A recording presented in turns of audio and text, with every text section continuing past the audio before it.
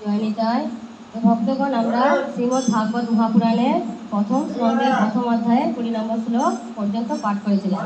তো আজকে আমরা 21 নম্বর শ্লোক থেকে পাঠ আবার আরম্ভ করছি।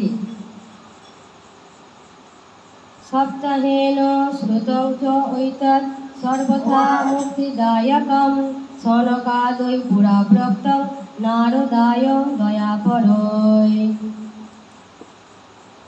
অনুবাদ, 21 নম্বর শ্লোকের অনুবাদ কি বলছেন এখানে অনুবাদে? ওই যে সপ্তাহ বিধি অনুসারে শ্রবণে শ্রীমদ্ ভাগবত নিশ্চিত ভক্তি প্রদান করে। হরি বল। যারা যারা 7 দিন ধরে ভাগবত পাঠ শ্রবণ করবে তো তাদেরকে নিশ্চিত ভক্তি দেবী কৃপা করে কৃষ্ণ ভক্তি প্রদান করবেন। হরি বল। তো আমাদেরকে ধ্যান দিয়ে মন দিয়ে শ্রবণ করা উচিত। পরকালে দয়ালু সনকাদি ঋষিগণ দেবর্ষি নারদকে এই শাস্ত্র শ্রবণ করেছিলেন। তো কি বললেন যে পুরাকালে দয়ালু সনকাদি ঋষিগণ। সনকাদি ঋষিগণ কটা বলেছিলাম? কতজন ছিল? 60,000 ঋষি। সেই 60,000 ঋষিগণ ছিল কি দেবর্ষি নারদকে এই শাস্ত্র শ্রবণ করিয়েছিলেন। তো 22 নম্বর শ্লোক এখন আমরা পাঠ করছি। যদ্যপি ব্রহ্ম সম্বন্ধ অশ্রুতৎ এতৎ সুরর্ষিণা সপ্তাহ শ্রবণ বিধি কুমারস্তস্য ভাষিত। অনুবাদ, দেবর্ষি নারদ যদিও পূর্বে ব্রহ্মার নিকট এই শাস্ত্র শ্রবণ করেন, তবুও সপ্তাহ শ্রবণের বিধি সনকাদি ঋষিগণই তাঁকে বলেছিলেন। দেবর্ষি নারদ কে ছিলেন? ব্রহ্মার পুত্র। তো ব্রহ্মার পুত্র হওয়ার জন্য দেবর্ষি নারদ পূর্বেই মানে আগে থেকেই তিনি ভাগবতমের সমস্ত জ্ঞান তার মানে প্রাপ্ত করেছিলেন। তিনি আগে থেকেই জানতেন, কিন্তু তারপরেও তিনি সনকাদি ঋষির কাছ থেকে এই সপ্তাহ বিধি মানে 7 দিন ধরে ভাগবত পাঠ শ্রবণ করলে যে তার কী ফল হয় সেটিও তিনি আবার পুনরায় শ্রবণ করলেন। সৌনক উবাচ। 23 নম্বর শ্লোক। লোক বিগ্রহ মুক্তস্য নারদস্য অস্থিরস্য চ বিধি শ্রবে কুত প্রীতি সংযোগ পুত্র দৈসহ। অনুবাদ, সৌনক প্রশ্ন করলেন। আর সৌনক ঋষি কে ছিলেন? না 60,000 ঋষির মধ্যে সব থেকে প্রধান ছিলেন সৌনক ঋষি।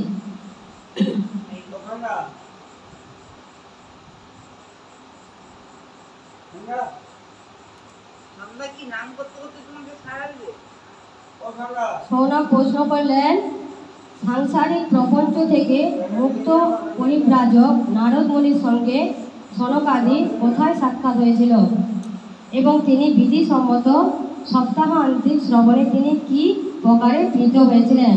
তো সৌনক ঋষি এই সৌনক মুনি নয় সৌনক ঋষি প্রশ্ন করলেন কি যে সাংসারিক প্রপঞ্চ থেকে মুক্ত পরিব্রাজক নারদ মুনির সঙ্গে সনকাদির কোথায় সাক্ষাৎ হয়েছিল। সাংসারিক প্রপঞ্চ মানে এই যে সংসারের যে জড়জাগতিক যে সমস্ত জ্বালা যন্ত্রণা সেটা থেকে মুক্ত কে ছিলেন? নারদ মুনি। নারদ মুনি ছিলেন মুক্ত পুরুষ।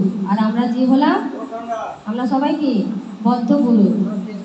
আমরা সবাই বদ্ধ মানুষ, বদ্ধ পুরুষ। আর নারদ মুনি ছিলেন মুক্ত পুরুষ। সেই সনকাদির সাথে কোথায় তার সাক্ষাৎ হয়েছিল, কোথায় দেখা হয়েছিল সেটার ব্যাপারে সৌনক ঋষি প্রশ্ন করলেন। আর বিধিসম্মত সাপ্তাহিক যে ভাগবত শ্রবণ সেটা শ্রবণ করলে কী প্রকারে প্রীতি হয় মানে আমাদের আনন্দ হয় সেটা তিনি প্রশ্ন করেছিলেন। তো সেই নারদ মুনির কতটা আনন্দ হয়েছিল সাপ্তাহিক শ্রবণে ভাগবতম শ্রবণে, তিনি সেটা প্রশ্ন করলেন যে আপনার কী প্রকার আনন্দ হয়েছিল 7 দিন শ্রবণে সেটা কৃপা করে আমাদেরকে বলুন। এবার সুত উবাচ।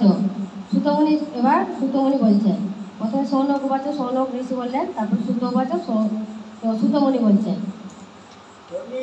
সুত উবাচ অত্রতে কীর্তয়িষ্যামি ভক্তিযুত কথানকং শুকেন মম যৎ প্রক্তং রহ শিষ্য বিচার্য চ। 24 নম্বর শ্লোক।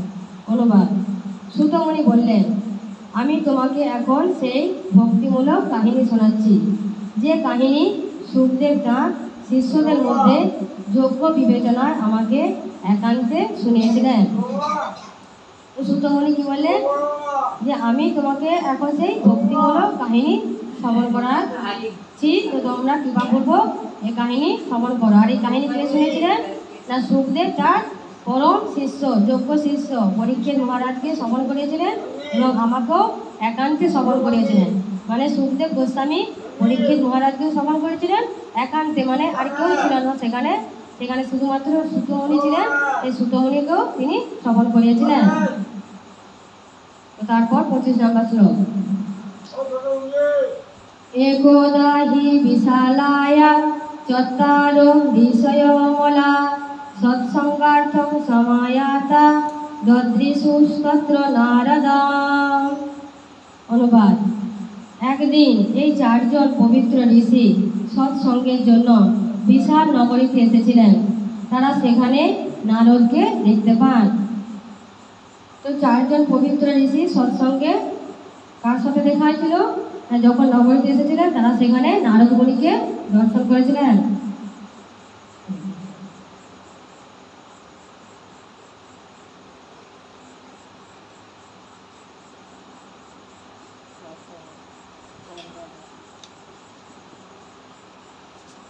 তো এইখানে বলছেন যে নারদ মুনি এই 4 জন পবিত্র ঋষির সাথে ছিলেন। তো সেটা দর্শন করেছিলেন কে? সুত গোস্বামী।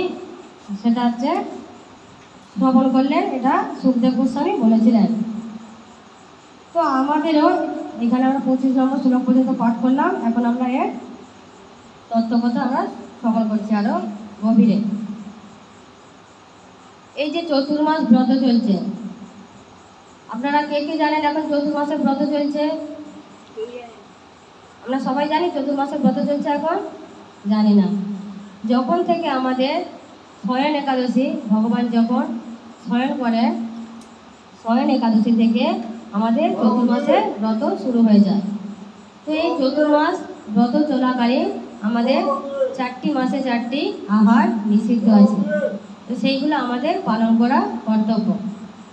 তার কারণ হলো একটা ভক্তির দিক দিয়ে আর একটা বৈজ্ঞানিকগত দিক থেকেও। তো তার জন্য বলা আছে শয়ন একাদশী থেকে 1 মাস পর্যন্ত কোনো শাক খেতে নেই। যেমন মানে যেটি শ্রাবণ মাসে হয় একাদশীটা, সেটা থেকে ভালো বোঝা যায় যে শ্রাবণ মাসে শাক খেতে নেই, আশ্বিন মাসে দই খেতে, ভাদ্র মাসে দই খেতে নেই, আর আশ্বিন মাসে দুধ খেতে নেই, আর হচ্ছে যে মানে মাছ দিতে হবে না। থাক। তো আর হচ্ছে কার্তিক মাসে মাছ কলাই খেতে নেই। তো কার্তিক মাস এমনিতে নিয়ম সেবার মাস, দামোদর মাস, ওটার সাথে আরও অনেক কিছু খেতে নেই, আরও তার বিধিনিষেধ আছে। কিন্তু এখন আপাতত আমাদের 1 মাস কোনো শাক খাওয়া চলে না, এটা শাস্ত্রের বিধি দেওয়া আছে। তার কারণ হলো এই সময় যারা এই যে 4 জন ঋষি বলছেন, এই 4 জন ঋষিরা ব্রত করেছিলেন, চতুর্মাসের ব্রত। আর এই সব ঋষিরা ছিলেন ত্রিকালদর্শী। তারা বর্তমান ভূত আর ভবিষ্যৎ সম্বন্ধে সব কিছু জানতে পারতেন। তো তাই তেনারা সেই ঋষিদের যে ত্রিকালদর্শী আর মানে যে তাদের যে জ্ঞান ছিলেন কিনা, তারা জানতে পারতেন যে কলিযুগের মানুষের অবস্থা কীরকম হতে পারে, তারা কতটা মানে ভক্তি করবে আর কতটা তারা নাস্তিক হবে, কিংবা তাদের শরীর কীরকম থাকতে পারে, তারা কি আহার গ্রহণ করবে। তো সেই মানে সব কিছু জানার পরে ঋষিমুনিরা সেই বিধান দিয়ে গেছিলেন যে এই সময় যদি কেউ শাক খায় তো তার ভজন সাধনে ভজন সাধনে বাধা হয়। কীরকম? এই সময় যদি শাক খাওয়া হয় তো তার মানে শারীরিক কষ্ট হয়, মানে পেটের প্রবলেম হয়, পেটের রোগ হয়, মানে পায়খানা, যেমন ডায়রিয়া, এইগুলো হয়। তো এইগুলো যদি হয়, আমরা যদি আমরা ভক্তি করি, তো ভক্তি জীবনে কী হবে? বাধা উৎপন্ন হবে। আমার যদি শরীর খারাপ হয় তো আমরা ঠিক করে আমরা ভক্তি করতে পারবো না। তো তার জন্যে এটা মানা করা আছে, এটা ভক্তির দিক দিয়ে। আর যদি বৈজ্ঞানিক হিসাবে আমরা দেখতে চাই, তো এই সময় যদি আমরা শাক খাই, তো যেহেতু এই সময় বর্ষাকাল, তো বর্ষাকালের জন্য প্রকৃতির কী থাকে, সবসময় বৃষ্টি হওয়ার জন্য মাটি কী হয়? আলগা হয়ে যায়। মাটি আলগা হওয়ার ফলে মাটির মধ্যে যত কীটনাশক থাকে, জীবাণু থাকে, পোকা মাকড় কেঁচো, সেইগুলো কী হয়? শাকের মধ্যে চলে আসে, শাকের পাতার মধ্যে চলে আসে। তো আমরা কী করি, সেই শাকগুলো যখন খাই কিনা, তো ওর মধ্যে কীটনাশক ইনফেকশান বেশি থাকে। তার ফলে কী হয়, ওইগুলো যদি আমরা আহার করি তো তাতে আমাদের পেটের প্রবলেম হয়। এটা একটা বৈজ্ঞানিক, আর একটা আমি ভক্তির দিক দিয়ে বললাম। তো তার জন্য এই মাসে শাক খাওয়া নিষিদ্ধ, শাক খাওয়া চলে না। তারপরে আবার 1 মাস আছে, ওই বললাম দই খেতে নেই, তারপরে দুধ খেতে নেই, তারপরে দামোদর মাসে অনেক নিয়ম আছে আর।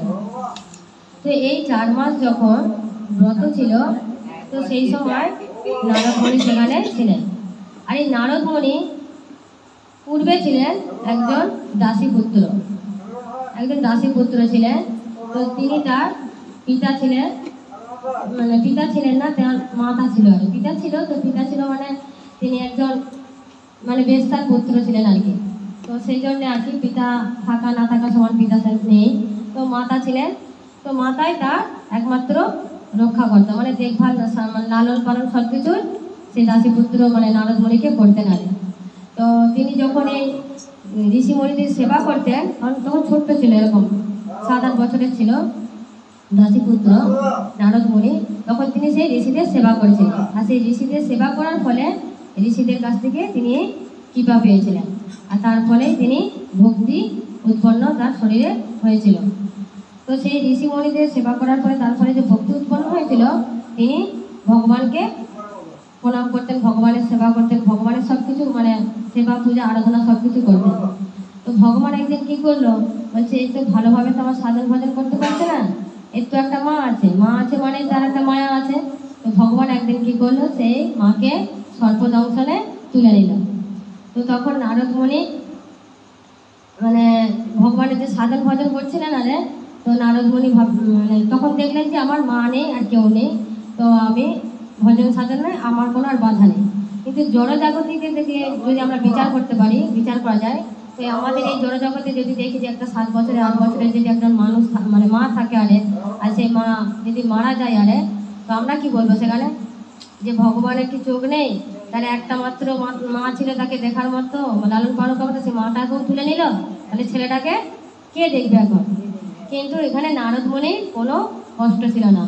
যখন তার মাকে কেড়ে নিল, নারদমণি মনে মনে খুব আনন্দিত হচ্ছিল। কারণ কি, এই জড়জগতে তার মা ছিল এক মায়ামোহ।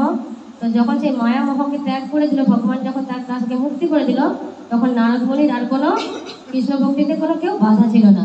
তাই নারদমণি মায়ের সমস্ত কাজ করার পরে তিনি উত্তর দিশাতে হেঁটে চললেন ভগবানের সেবার মানে সন্ধানে আর কি, তপস্যার সন্ধানে। তো নারদমণি ভগবানকে পাওয়ার জন্য রাস্তাতে যাচ্ছিলেন, যখন উত্তরের দিশাতে, তিনি কোনো কিছু আহার করতে পারেননি, কোনো কিছুই ছিল না। তিনি নদী থেকে জল খেত, কোনো সময় গাছের যদি ফল পেত তখন সে ফল খেত, আর বনের মধ্যে তপস্যা করত। এইভাবে তিনি পরের জন্মে মানে তপস্যা করে নারদমণি হয়েছেন, আর ভগবানকে তিনি লাভ করেছিলেন। তো আমাদেরকে তো এতটা কষ্ট করতে হয় না, কি আমরা মানে বাড়িতে থেকেই তো করতে পারছি। তো সেটা আমাদের পক্ষে মানে কতটা গুরু গোবিন্দের কৃপায় সহজলভ্য, যে আমাকে বনে গিয়ে তপস্যা করতে হবে, কোনো আহার নেই, কোনো নিদ্রা নেই, এরকম তো কিছু করতে হবে না। আমরা বাড়িতে থেকেই বসে অনায়াসেই আমরা অনেক মানে সহজলভ্যভাবে আমরা ভক্তিটা করতে পারবো। তো এখানে ভাগবতমে সেটা দেওয়া আছে যে নারদমণি এত কষ্ট করে যদি ভক্তি করতে পারে, তো আমাদের কাছে এত সুখ থাকার পরেও কেন আমরা ভক্তি করতে পারছি না? তার কারণ কি, আমরা সাধুসঙ্গ করছি না, ভগবানের কথা শ্রবণ করি না, তাই আমরা ভক্তি করতে পারি না, আর ভগবানকেও লাভ করতে পারি না। তো তাই আমাদের উদ্দেশ্য, ভগবানকে লাভ করতে হলে ভক্ত সঙ্গ করতে হবে, সাধু সঙ্গ করতে হবে, আর ভগবানের কথা শ্রবণ করতে হবে, আর ভগবানের সেবা পূজা ইত্যাদি করতে হবে। তো আজকে আমরা এই 25 নম্বর শ্লোকটা পড়ছি, আরে এখানে পাঠ করছি। আরে এবার আমরা কালকে যে আমরা বলেছিলাম তুলসী মহারানীর মাহাত্ম্য, তুলসী মহারানীর মাহাত্ম্য কথা বলতে বলতে আমি একটা কথা রয়ে গেছিলাম, সেটা আমি এখন বলার প্রয়াস করছি। তো আমরা যদি দেখি যে আমাদের পরিবারে কোনো ব্যক্তি যদি ভক্তি না করতে পারে, যেমন ধরো এখন আমার দাদু অসুস্থ হয়ে আছে, ধরো আমার বাবা হোক, মা হোক, ভাই হোক, কিংবা আমার স্বামী হোক, কিংবা আমার শ্বশুর শাশুড়ি যে হোক, আত্মীয় স্বজন যদি ভক্তি না করতে পারে, ভক্তিপথে যদি এগোতে না পারে, তো তার জন্য এই ভাগবতমে বলো আর শাস্ত্রে সুন্দর একটা বিধান দেওয়া আছে। এবার সে ভক্তিপথে আসতে চাইছে না, তার মধ্যে যেহেতু অসুর গুণ বেশি আছে, দৈব গুণ কম আছে, তো আমাদের কর্তব্য তাকে যদি আমরা ভক্তিপথে আনতে চাই, আমরা যদি মুখে বলি আরে যে তুমি এটা করো সেটা করো, সে কখনোই হবে না, তোমার কথা শুনবেই না। তা আমাদের কর্তব্য কি, প্রতিদিন আমরা যখন বিন্দু দেবীকে পরিক্রমা করব, তখন আমরা কি করব, আমি যাকে ভক্ত করাতে চাইব, আমি একটা পরিক্রমা এক্সট্রা করে আমি তার উদ্দেশ্যে নিবেদন করব। মনে থাকবে, আমরা যাকে যাকে ভক্ত করতে চাইব, আমি যদি চাই আমার স্বামীকে ভক্ত করতে, তাহলে আমি আবার একটা এক্সট্রা, মানে 4 বার পরিক্রমা হলো, বিন্দু দেবীকে 4 বার পরিক্রমা করতে হয়। তারপরে আমি আবার একবার এক্সট্রা পরিক্রমা করব, করে আমি বিন্দু দেবীর কাছে প্রার্থনা করব, হে বিন্দু দেবী, আমি এখন যে আমি পরিক্রমা করলাম, এটা আমি আমার স্বামীর উদ্দেশ্যে নিবেদন করলাম। আমি যদি চাই পিতামাতা, তো পিতামাতার উদ্দেশ্যে আমি একটা নিবেদন করতে পারি। যেমন এটা হচ্ছে যে খুবই মানে গুরু তত্ত্ব আর গোপনীয় তত্ত্ব, এই কথাগুলো কেউ মানে বলেই না সাধারণত, কোথাও আপনারা শুনতেই পাবেন না। তো এটা গুরু গোবিন্দের কৃপায় আমরা জানতে পেরেছি, গুরুর কৃপায়। তো সেই জন্যেই আপনাদেরকে বলছি যে আপনারা আগে ভক্ত হন, আর বাড়ির পরিবারের সদস্যদেরকে আপনারা মুখে না বলে তাদের উদ্দেশ্যে এইভাবে একটা করে পরিক্রমা করুন। আর যখন পুজো করবেন গোবিন্দের সেই পাদপদ্মে একটা করে চরণ তুলসী তাদের উদ্দেশ্যে নিবেদন করুন। তাদের উদ্দেশ্যে নিবেদন করলে কি হবে, তারা ভগবানের কৃপায়, গুরু গোবিন্দের কৃপায় অটোমেটিক ভক্তিপথে চলে আসবে। যেটা আমি মুখে বললেও করতে পারবো না, কিন্তু সেটা আমি কাজে করে দেখাবো, মানে সেটা ভেতরে ভেতরে কাজ হয়ে যাবে গুরু গোবিন্দের বিন্দু দেবীর কৃপায়। এটা আমাকে কাউকে বলতে হবে না। তো এটা আমরা একটা করতে পারি।